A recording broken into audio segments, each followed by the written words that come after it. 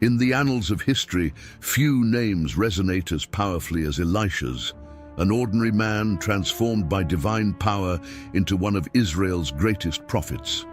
His journey is a testament to the greatness that can emerge from the most unlikely beginnings. Have you ever wondered how God can use an ordinary person to achieve the extraordinary? The story of Elisha is living proof that in the hands of the Almighty, the ordinary becomes extraordinary. Prepare to dive into a narrative that will challenge your perceptions and inspire your faith. This is not just the story of a man, it is an invitation for you to discover the potential that God sees in your life.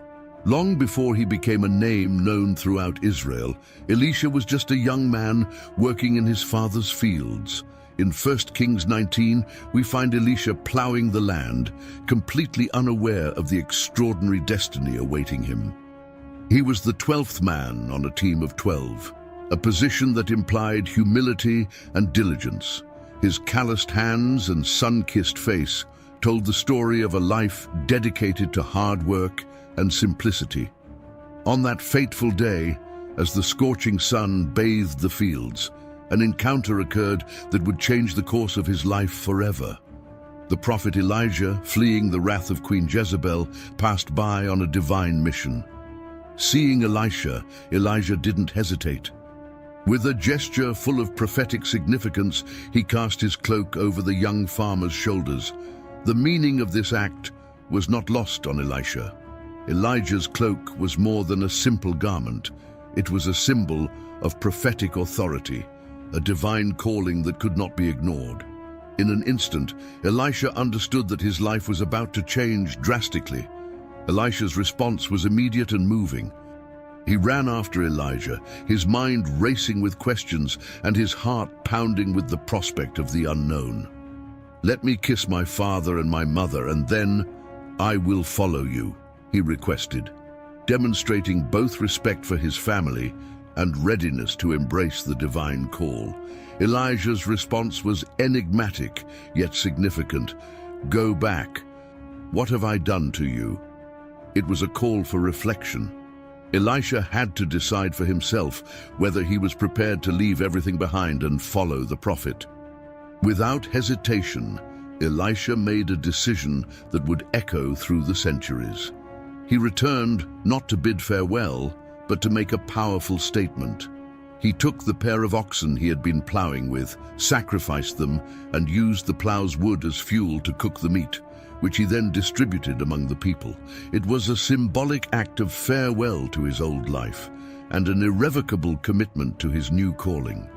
From that moment on, Elisha became Elijah's faithful servant, learning the ways of the prophet and absorbing the divine wisdom that flowed through him.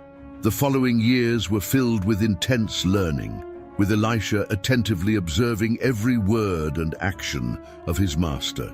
Over time, the bond between master and disciple deepened, and Elisha began to understand the depth and responsibility of the role he was destined to assume.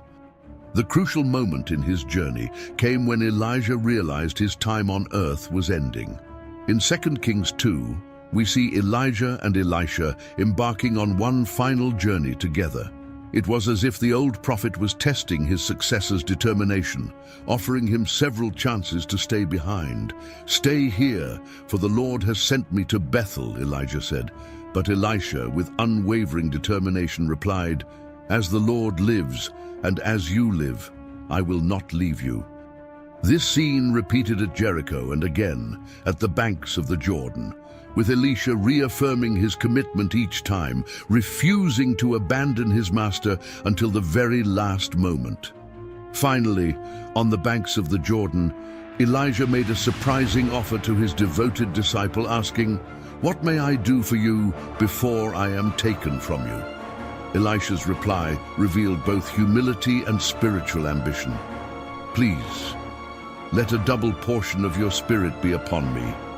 It was a bold request, almost presumptuous in the eyes of some, but Elijah recognized in it the heart of a true successor. "You have asked a hard thing," the old prophet replied. Nevertheless, if you see me when I am taken from you, it shall be so for you. But if not, it shall not be so." What followed was a scene of heavenly glory that left Elisha awestruck and forever transformed. As they walked and talked, suddenly a chariot of fire with horses of fire separated the two, and Elijah was taken up to heaven in a whirlwind. Elisha saw this miraculous event and cried out, my father, the chariots of Israel and its horsemen." His words were both a lament for his master's departure and an acknowledgement of the divine power he had just witnessed. As the dust settled and the celestial glow faded, Elisha found himself alone, but not abandoned. Elijah's cloak had fallen, a tangible symbol of the transfer of authority and spiritual power. Without hesitation, Elisha picked up the cloak and returned to the Jordan River. In an act of audacious faith, he struck the waters as he had seen Elijah do so many times.